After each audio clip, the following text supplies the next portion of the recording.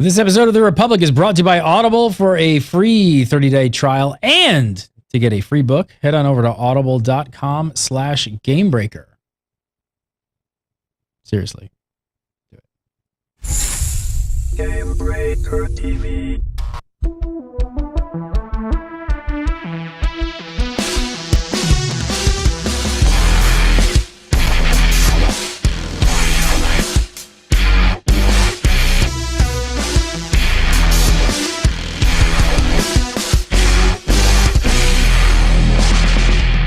Hello, hello, hello. What's up, everybody? Welcome to The Republic. Episode, wow, 132. It's crazy. The numbers just keep going up. For April 11, 2013, I'm Gary again, and you're watching Gamebreaker TV. Coming up on today's show, early access to the expansion is here. We take a pair of binoculars to the patch notes, and your memory is back from its leak. All that and more, but first... Massive.com. It's Mr. Larry Everett. How are you, sir? I'm doing good. I think the next number we should start just going down. We'll go back down. You think we'll actually bring it to zero? I hope so. We'll see. We might. We might. We can do it. We can do it. It's like almost a test of endurance at this point. We're just going to keep going no matter what happens. Game's going to shut down. Just keep going. Just be like, what if That's right. It was still going? What would Justin Lowe? What would... What new character would you put in the expansion? I would still not be played. Oh, no, it's fine. I'm a terrible person for not reserving. Yeah, really awful. You just want to get that out there now. Just get email. Yeah. Yeah. Well, we should probably clarify what he's talking about. Yes. Go ahead. So, admit to the public what you haven't done. I pre-ordered a week late. You pre-ordered a week late. Yeah. Yeah. There's that. Boo-hoo. And, of course, the big news for today's show is that Rise of the Hutt Cartel coin early access has begun. Early access has begun. More importantly, the gay patch has arrived. I've been waiting a long time. Yay! It's fabulous. All right. Enough of that. All right, Justin, you'll basically just be on the sidelines today. I got plenty to talk about regardless. All right, good. I'm going to poke and prod, so don't worry. Well, first of all, I know Larry's been playing it. Larry, what level are you? How far have you gotten? I have two characters to almost level 54, level 53. Look at me. I could have had one character at level 55 by now. It's just that I got to have both of these guys at end game at the same time. Have you violated the Jedi code yet in a rainbow robe?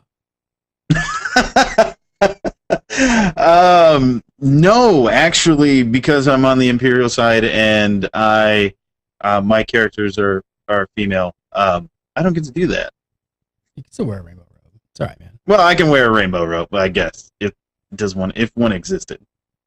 All right. Well, tell me a little bit. How's the leveling content been so far? What are your first impressions that you're feeling? I played it during beta, and I absolutely love the storyline for McCabe. It really, if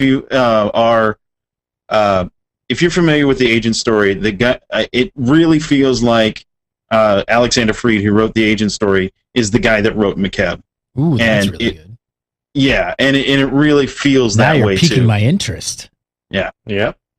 So, and I'm just assuming that it was him that wrote it. I'm not sure, but it does feel like his style of writing, and so it's really nice. It's a really nice bit of writing there.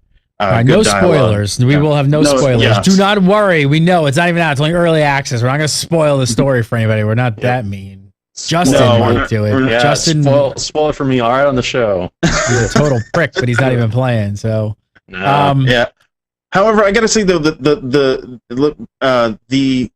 best kept secret, and we're going to get into it a little bit, is the Shroud quests and the Seeker Droid quests, and we'll get into that a little later. But that's the best kept secret of this expansion. Justin, I assume you have friends who are playing. What are the impressions you're getting from the community so far in early access? Overall, good. As for the people who were able to actually download the game in a very quick manner, unlike myself, I've been stuck constantly in the last week or so now trying to download the various patches that have come up over the last week, specifically this newest one for the early access stuff that has been seriously 400, 300 KB a second on a 50 megabyte down connection. That, along with a couple other people on the forums, is like actually a giant forum thread about like 5 to 6 pages currently going on in the forums where people are talking about download connectivity issues. So it's like, I don't know how widespread it is. Obviously, it would be longer if it was widespread than that. But I don't know if it's about the backbones or what have you. But yeah, just issues with connectivity issues along the way, just trying to download the game and at least getting in to see some of the other features that are in there and actually changes to the game and how it works. So little hiccup there, at least for on my end, to actually get going. But overall, the rest of everybody else's impressions that have actually gone into the game seem overall good. And reading the patch notes thoroughly over the last day or so, kind of getting a sense of how this game is going to function, and us talking about how the new class changes are going to function. Really just give an overall sense that everything that they seem to be changing seems to be what people want, except for a few things that obviously Larry talked a little bit about in the pre-show with me on, that some people are having a little bit of a rub in the wrong way with some of the changes that they've implemented. Yeah, I will say that we could just do these really briefly.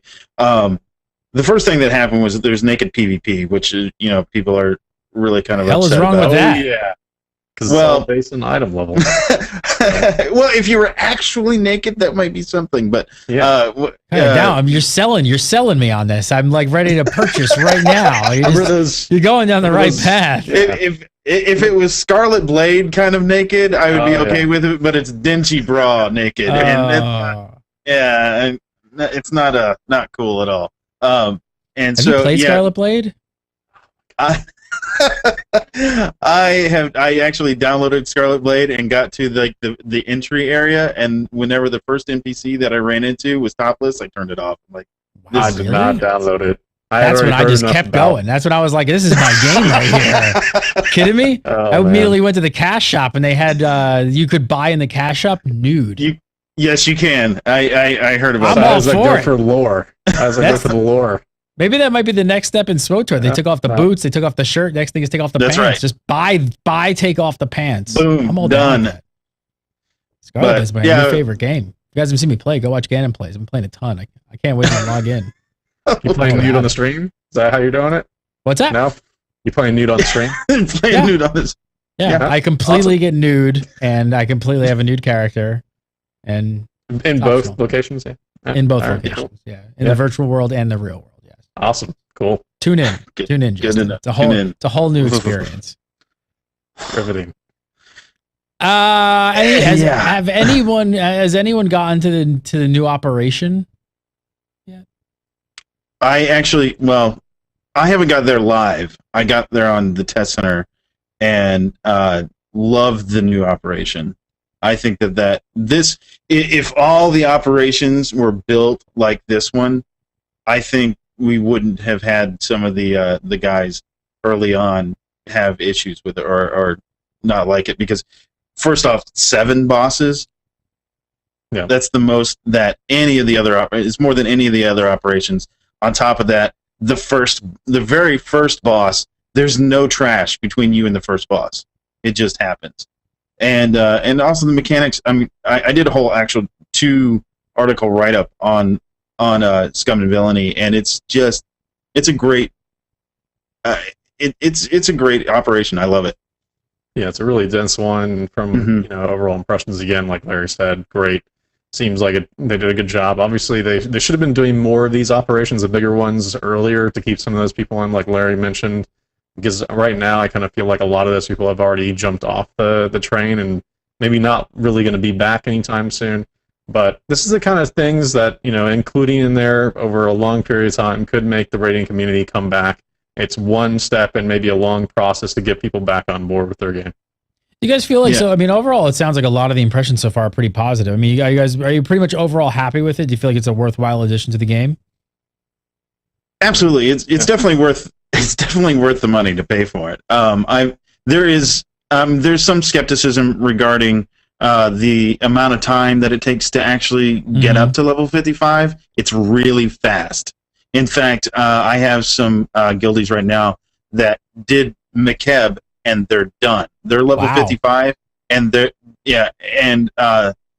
don't have any more well, it's not that they don't have any more content to do. They just have no more levels to gain and no real motivation to do some of the other content.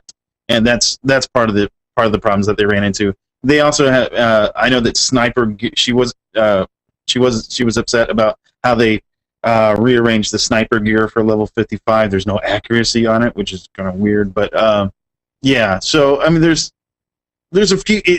All the issues are little things. They're like a friend of mine equated it to 1,000 little paper cuts is what it is. This little thing here, oh, that doesn't feel so right. That's a little thing right here. Like for instance, you can't travel from one daily area to the next daily area anymore. They took that out. You have to actually go through your ship to go. Like if you want to go to from the black hole to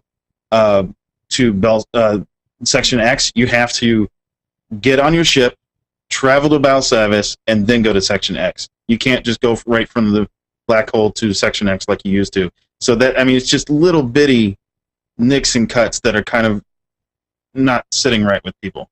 So what's the overall? What's about the overall content time? Like not to burn through everything. I know there's other stuff to do, but what's sort of the overall arc and McCabe? Like what kind of time frame are we talking about? 6 hours? 8 hours? I'm guessing it's about 8 to 9 hours. About that's just.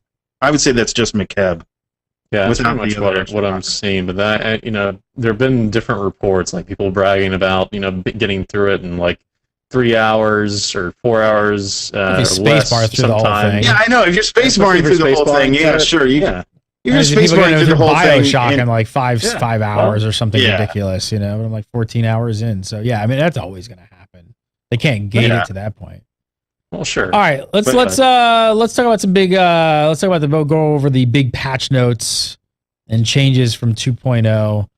There were two features that I don't think BioWare spoke about at all before this hit: macro binoculars and seeker droids.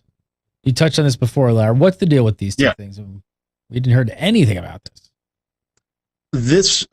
These actually were kind of. I think these are the best kept secrets of 2.0, or actually Rise of the Hutt Cartel. It's two quest lines that kind of coincide with each other. One of them is it's this corruption seed that the Dread Masters have spread throughout the galaxy, and you have this seeker droid that you send out. You put a little reticle on the ground, and it drops a hook into the ground, and it'll lift out whatever's under the ground there, and you go kind of look for the seeker droid, or excuse me, look for these seeds that are in these corrupted areas, and then you also have it. So and it spreads throughout the galaxy. So I mean, every planet is included, I believe, and there's also a couple of little side quests that you go on as well that are what I call and what I think Hall Hood called environmental puzzles. They're kind of like jumping puzzles, but they don't necessarily just require jumping. And the same with the macro binocular quest. I was actually streaming that this morning. Let's get those in a second. Let's talk about these seeds. What do you do with these seeds? I mean, to grow like some wacky tobacco? Are you growing your weed or something? What are you doing? What are you doing with the seeds? Asena, who is a new Asena, I think I said that name right, is a new Dark Council member, and she's trying to keep these artifacts from getting into the Dread Master's hands from the Arcanum space station, and one of the Dread Masters have stolen these dark seeds that they're spreading throughout the galaxy, and you're supposed to extract those seeds, stop the corruption, and defend the Arcanum. And that's really the basis of the whole quest line.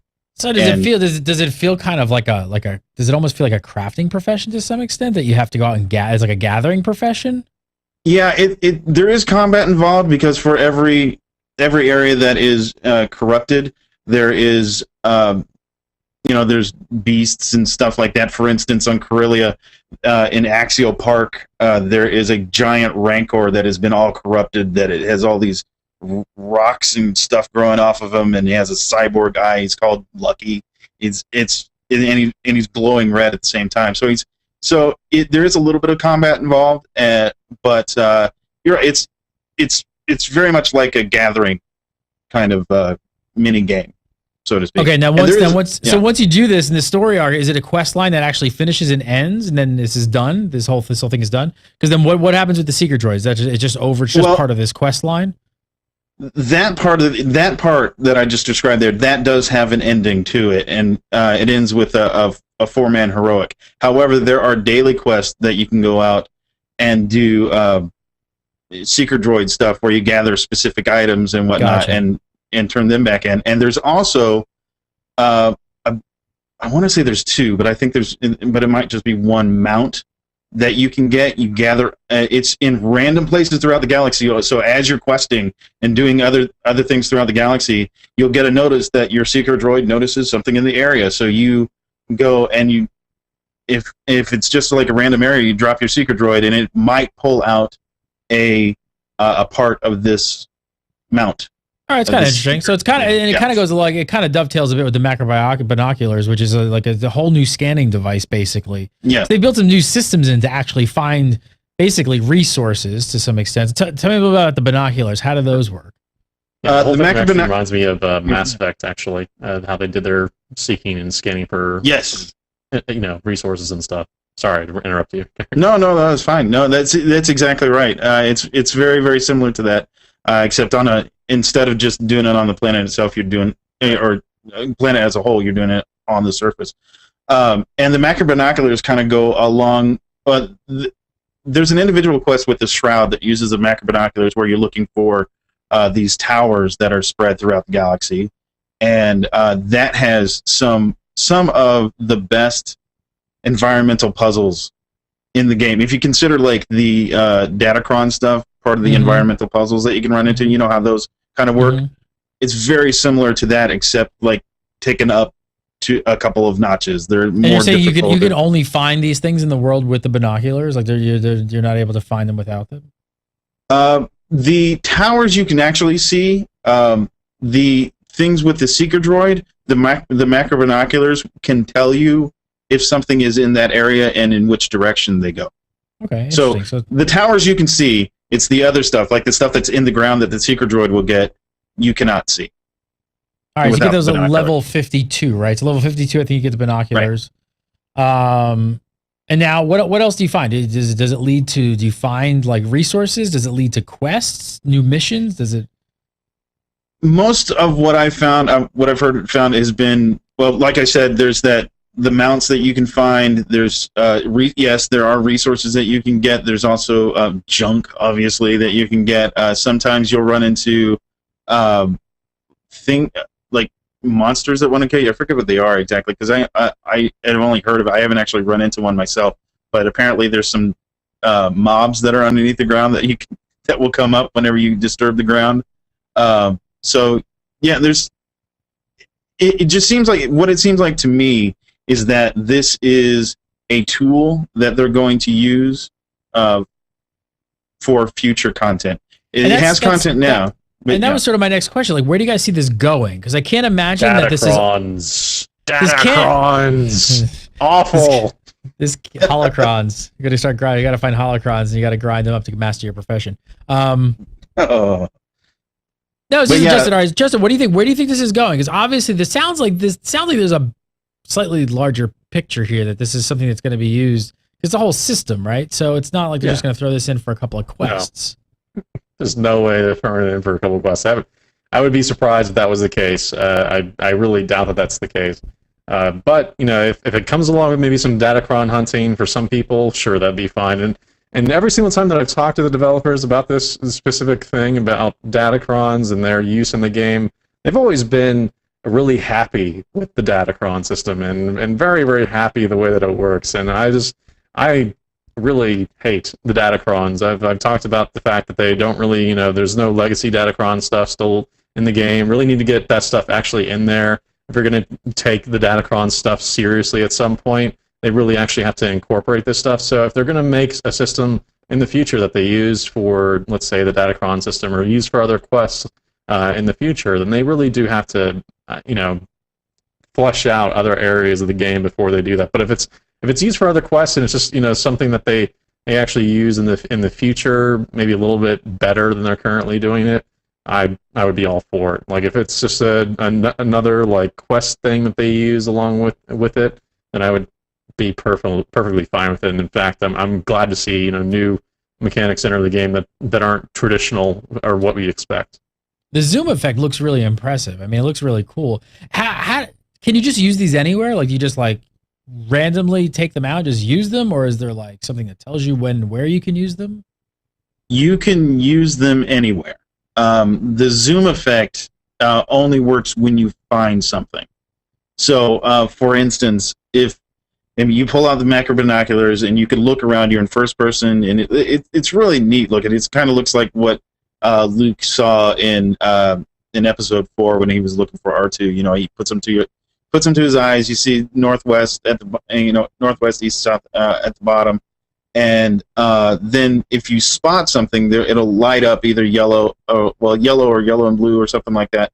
And once you see something, you can zoom in on it, but it's only specific items that you can zoom in on. Who do you guys think this is aimed at? Is this aimed at all players? Or do they expect everyone to do it, or is it just specifically like explorers or guilds or what? That's an interesting question. I personally love it. I enjoy it. I enjoy running around doing looking for certain things that other people haven't necessarily found, that sort of thing. So I do think that it is geared towards the explorer type MMO player, but also as I did this morning, running it in a group is phenomenally fun because you all get to look for these things together, and it makes it it's just cooperative gameplay, which I love. It's not, and now the Seeker Droid, same thing. You get that at 52. So you find like hidden gems, treasures, all that kind of stuff.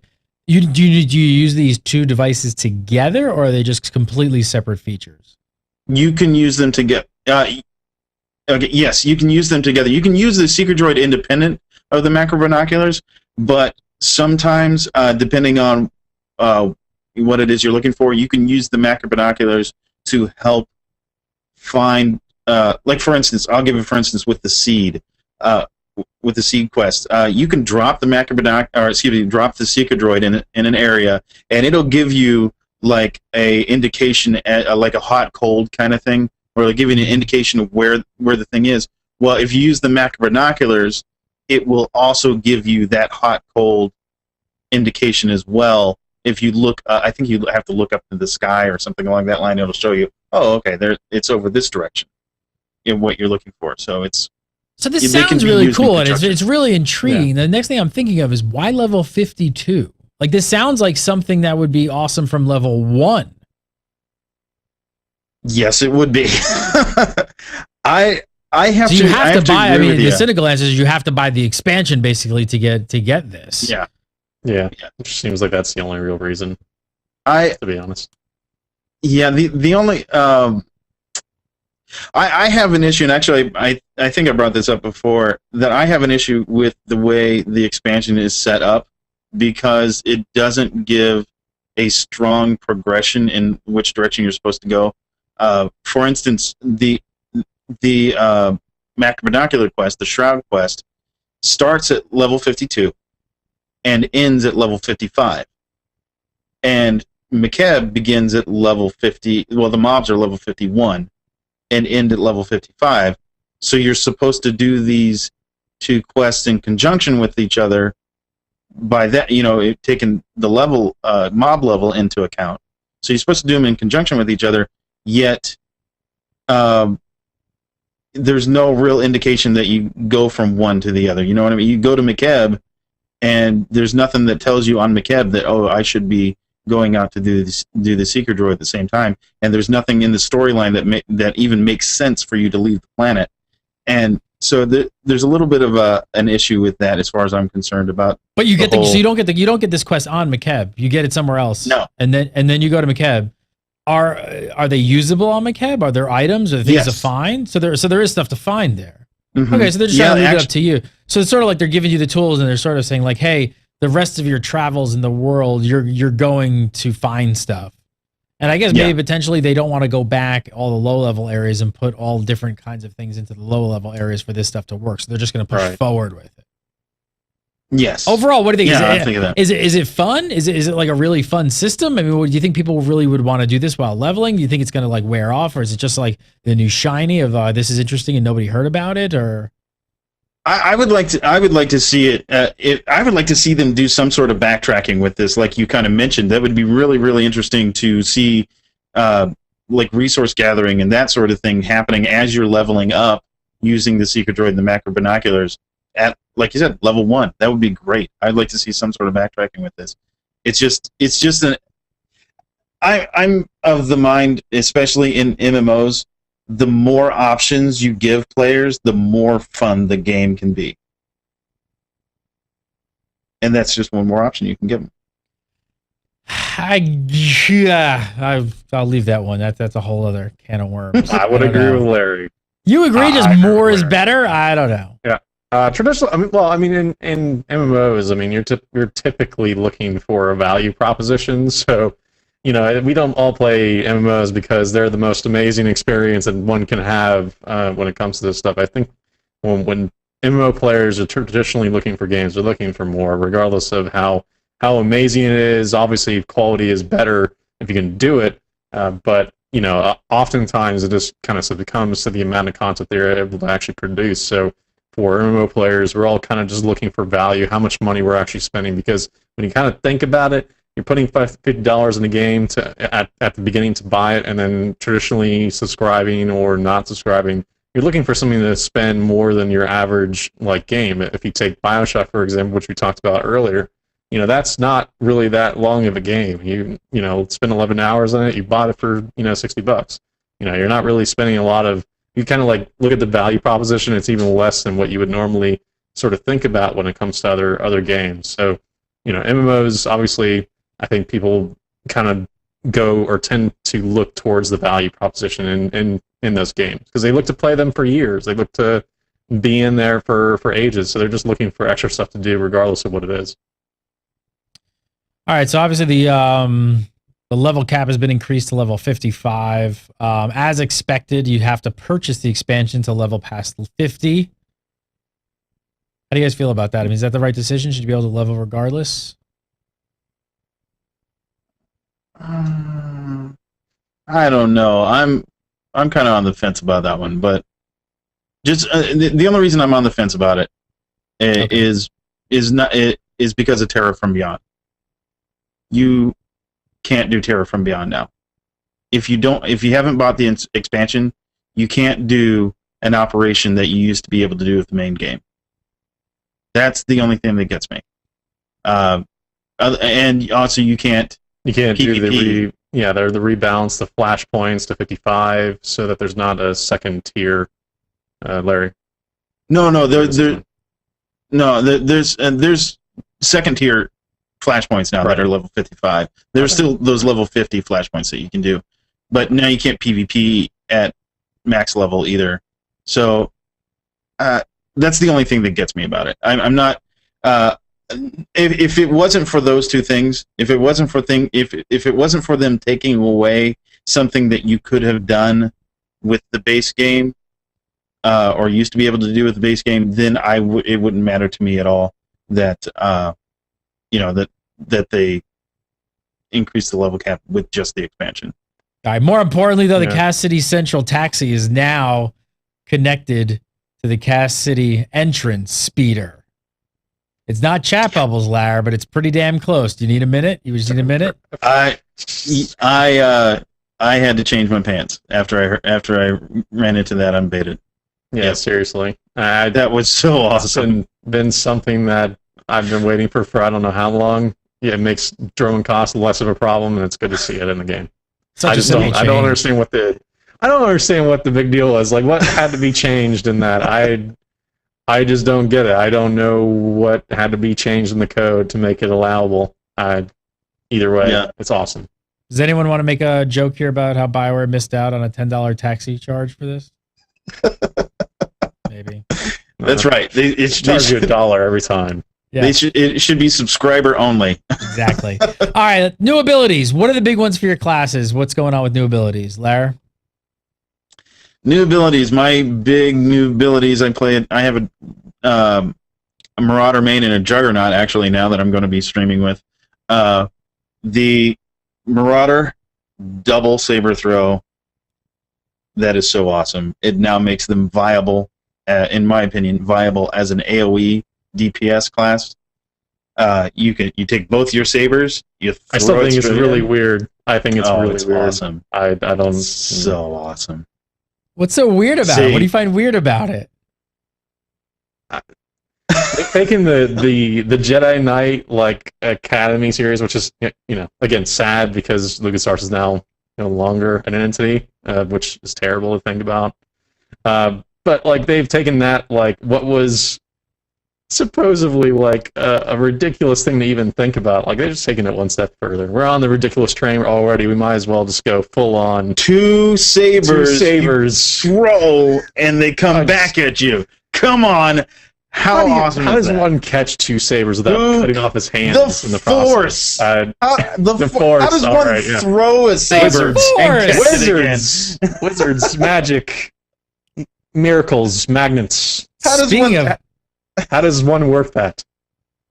Speaking of cutting off hands, you hear about this guy who walked into a Home Depot in Pasadena, California, and sawed his arms off? Ouch. True story. That sounds awesome. It's a true story. How crazy is that? Maybe. How does he do that? Like maybe he tried the double saber throw. I was gonna say he tried the double saber throw, and he's like, "I'm going to Home Depot and chopping my arms off." I got this. I got this. You saw it in SWTOR. Casualty already. For my class, is the operative. Obviously, I play Concealment, so the extra little ability that now doesn't have a cooldown at all. You can kind of use it for 25 energy, which is really kind of awesome. A little, nice. Just that roll for they can get to somebody if they're escaping. Really nice gap closer. I like it a lot from what I've seen. And then also, I think the bigger thing for me, the biggest annoyance I think I've had as a concealment rogue or concealment Imperial. Well, what game you playing now?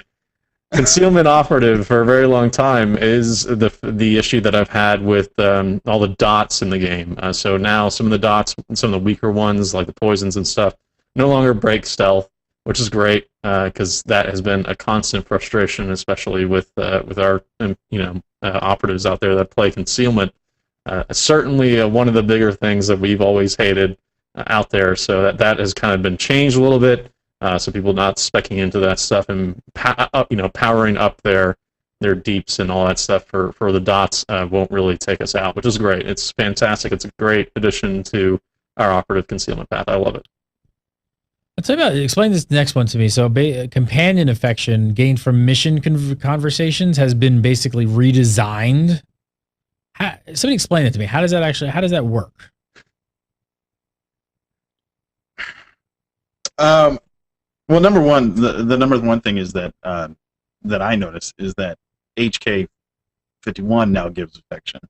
Is it like gamey? Like our producer thought it was like sounded a lot more gamey and a lot less RP. Right? Yeah, it sounds like they want you to like stay on the path when you're leveling up to be closer to the level appropriate, so that they can kind of curtail your experience going forward. At least that's what it sounds like to me. Just reading the notes. Obviously, I haven't played it yet, so. Yeah, honestly, Larry, but I am not really leveling. I mean, I'm leveling the expansion, but I'm not leveling another character at this point. So I'm still seeing how that all works out. I know that some of the affection that you get is a lot different. Like for instance, you'll lose more, you'll gain more, based on the character that you have with you. So is it more gamey? I don't know. I think it's a little more realistic, so to speak, because before, whenever you would lose affection with one of your companions, it'd be like one affection for the most part. I mean, there's a couple of exceptions to that rule, but for the most part, it'd be like you would lose one affection, and you're like, meh, whatever. And random kinballs are like -30 or 45. Just out of nowhere.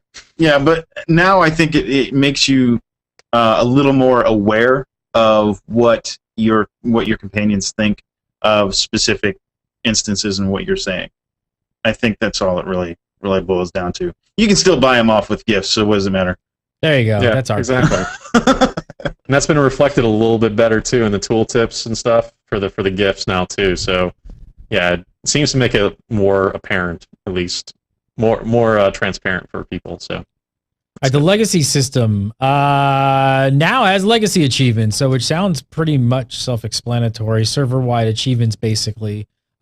Is this for all achievements going forward, or just certain ones? All achievements going forward are legacy bound. I assume that's what you're asking. Yes, and server-wide, which is good. I'm assuming so. Because the system is all connected. Like you don't have a the achievements are all in one area. Like they're all in one part of your legacy dialog box. It's all, it doesn't separate the legacy. It does. I mean, there's trees underneath the achievement, but all the achievements are under one category in legacy. Whereas some of the perks that you get from legacy, they're in different categories. Like there's character perks and then there's account perks, and those are separated. Whereas achievements are all together. If I could say one cool thing you can get from achievements, cartel coins. Oh. Cartel coins from achievements. That's kind of cool. And it is very cool. I actually, when I before the expansion launched, I had 5 cartel coins left. When I logged in, I had 405. Sweet. All right, that's actually a pretty cool change. Yes, cool. Awesome change. All right, I want to talk about the bolster system in a second, but really quick, first I want to talk to you guys about our sponsors. You guys are always asking how you guys can help out Gamebreaker. What can I do? What can I do? What can I do? How do I help Gamebreaker? I want to do more. I want to do more. Well, I can tell you what you can do. You can support our sponsors. And for this week's show, we have Audible.com as a sponsor, and they are awesome. So go over and use that URL, audible.com/Gamebreaker. Use that URL. You can sign up, try out Audible free for 30 days, and you're going to get a free audiobook. And of course, it's now started, but why not jump into the Game of Thrones? Book 1, you can get all the books are on here on audible.com, basically. But this book alone is 34 hours. 34 hours. Massive. It's so massive. But there you go. Use our URL, audible.com/Gamebreaker, and you can go sign up today and download the app, and you could download Game of Thrones. And if you don't want book 1, they're all the other books are on here as well. And they're all, let's see how long. This one's that's part 1 of Fire. Oh, I just searched for book 1 right now. But they're all on here. Go check it out. I mean, they're all up here in their entirety. You can grab one of those as your free book. And I love audible.com. So go check them out. Audible.com/Gamebreaker. One other quick thing I'm going to tease really quick. Gamebreaker Nation, it's coming. It's coming quick. It's going to be effing awesome. We're working really hard. What is it? Hang tight. All right, next up. The bolster system. Please. The bolster system, well, if you follow my Twitter, at Gary Gannon, I usually get excited at weird hours of the night and start tweeting shit out and pictures and stuff. So that's kind of someplace you could kind of get hints on what it is, but it's gonna be really cool. The bolster system. Let's talk about the bolster system. It's got, I guess, I don't want to say complete overhaul, but an overhaul. Larry, how are you liking it? Does it work better? All I gotta say is naked PvP. Oh snap! Where's the buy now button? Buy now, naked PvP. I'm gonna live. Can we live stream naked PvP? Oh yeah, I'll do that. I'll live stream some naked PvP for you. So what's going on? What's up with the naked PvP? Basically, what's happening is that the bolster system now, what it does is it bolsters your gear and not your character level, which it used to do your character level, and why they changed it to the gear is because it bolsters specific stats. Specifically, we're talking the expertise stat. It bolsters it up to it's not its max, but it's based on whatever you don't have in your gear. And for whatever reason, due to calculation errors or whatever, your stats are actually better in a lot of cases if you have nothing on. All right, obvious Sounds bug. great. Sounds great. Working as intended. It sounds awesome. All right.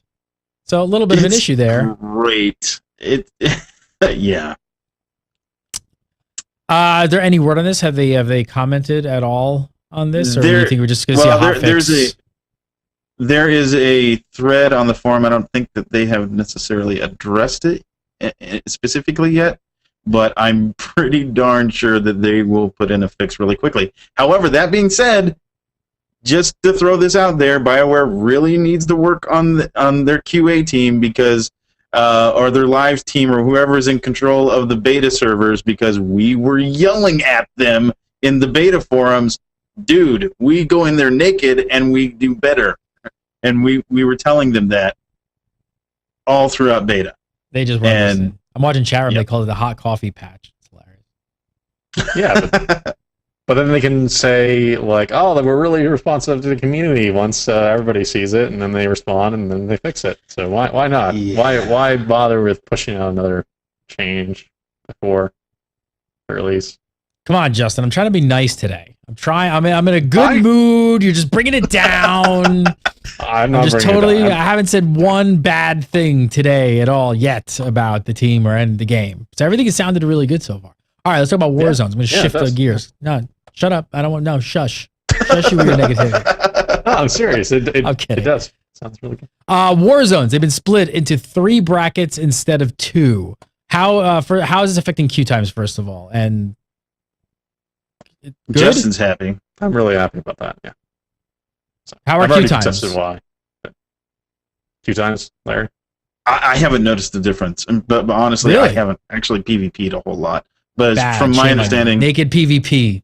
I know, right? I should be taking advantage of that. No, but the guys that PvP in my guild haven't. I don't think they've really noticed the difference in the queue times at all. Imagine chat room. I see more than one person saying that queue is good. Queue is good. It's naked, but it's good. Everyone is naked, but good. It's good. Yeah, I think, and I also think that the way they split it. Initially, I wasn't a real big fan of it, and I still think that they could probably adjust it a little bit differently than they have. But I think with the planned way that they're going to do the bolstering system, I think that it works out pretty well because you're definitely still skill-based PvP, which is really when it boils down to it, that's what you want. You want a skill-based PvP system. You don't specifically want a gear-based PvP system. And with the way that they have these brackets, your skills, like what they kind of mentioned on the official site, is they said about level 30 is when you start getting the majority of your skill rotation. Which is what we were saying, like, I don't know how long ago. But we've been saying that for a while. But yeah, that's about when it happens, and that's where they broke it. That's where they broke the brackets, and I think that generally speaking, I think that's a good system. Yeah, and that's exactly where they kind of need it. Like Larry said, that's where predominantly most of your skills had it. It seemed like it affected specifically operatives the most, although I'm playing an operative, so I may be biased. But regardless of that, because you don't get like your backstab ability or your knockdown, so there's some limited use on a lot of the abilities that you actually had. There are, not really a lot of escape mechanisms for operators, especially on that end. But it also is kind of the same for a lot of the other classes that kind of have, some of them get them really, really early and are fine, and then on the other end, some of them don't and are really terrible. So across the board, it was kind of uneven. So having these brackets, obviously a little bit different than they used to be, I think will make up for better PvP. All right, this next thing, our producer was extremely happy to see this patch notes. This is when they fixed a significant memory leak, which will result in lowered memory usage over time. Is this it? Is this as big of a deal as our producer thought it was? Did this really solve a lot? Is this good? Well, if they actually fixed it, it's a big deal. I mean, there have been complaints about a memory leak since launch, even before launch, I believe, if I'm not mistaken. Yes, from Justin, you could confirm that. And this was only patched yesterday. Yeah. Has anyone put in any time since yesterday to actually try and determine whether this has been fixed? I unfortunately have not. I have not been able to determine if it's been fixed. I was actually talking to Dom this morning about that, and I want to find it, but I swear somewhere they said there was no memory leak. Yeah. I swear somewhere that they said there was no memory leak, and I gotta find it now. Somebody in chat room, go look it up right now. Find it for us. Where did they say there was no memory leak? Because I swear they did, and now here they fixed it. I remember talking with Daniel Erickson specifically about I'm having this issue, memory leak. I don't know what it is, but it just doesn't seem like it's running correctly on any system that I throw at it. It seems like it's not really a system-related thing. And he's like, maybe we should look into that on your system, because we don't know. There's nothing as far as we know. Well, it's fixed. This is back right before Daniel Erickson actually left, so I don't know. All right. Well, next week let's report back on that. I'd love to hear if, especially you, Justin, because you were having a lot of trouble with that. So if you can investigate that. I'm looking forward to it. But apparently that has been fixed as of yesterday, so that's good news.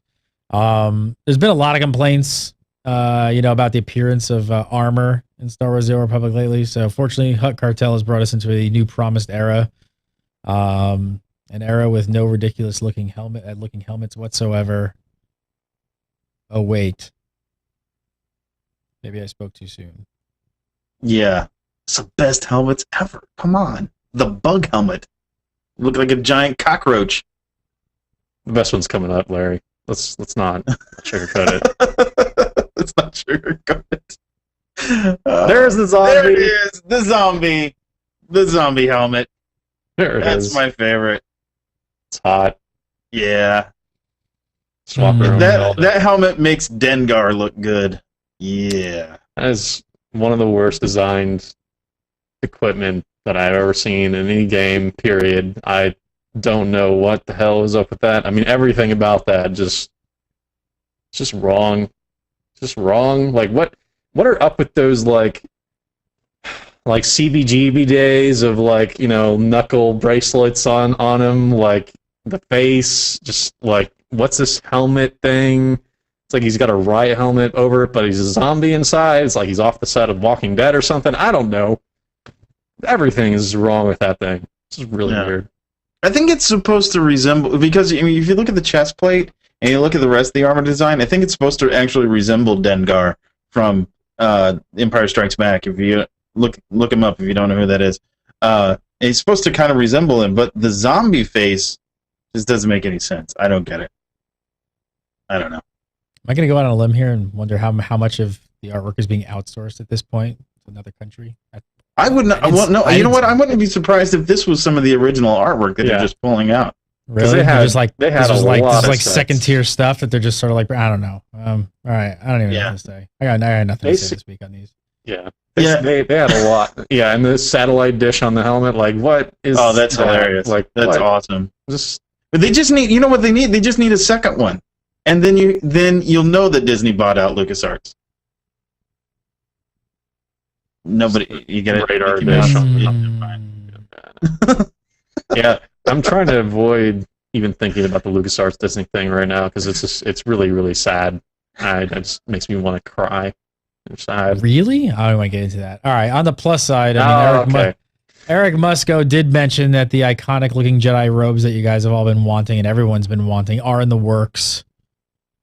No timeline or anything around that. But you get this in the meantime. Hot. Hot time. Totally hot. Dance around that. I don't get it. I don't get it. Justin Lowe, follow up on the Twitter at Zirak, Z-I-R-A-K. Z-I-R-A-K. Larry Everett, follow him on the Twitter at Shadow, S-H-A-D-D-O-E. And go over to Massively.com, read the Hyperspace Beacon. What are you writing about this week, brother? Well, this last week I wrote about what the heck did I write? Oh, the Shroud. I wrote about the Shroud quest, the macro binocular quest. So definitely check that out. Get my full impressions of what I thought of that. Check it out. And you can follow me on Twitter at Gary Gannon. Follow Gaybreaker TV at Gaybreaker TV. Come over to the Facebook page. Lots of good stuff happening in the next couple weeks, peeps. So pay attention. Follow me on the Twitter. I probably dropped some hints that I probably shouldn't. We'll be back to our regular schedule next Monday at 6 PST. So come on over for the live show and have a great rest of your week and weekend. We'll see you next week. Thanks for watching.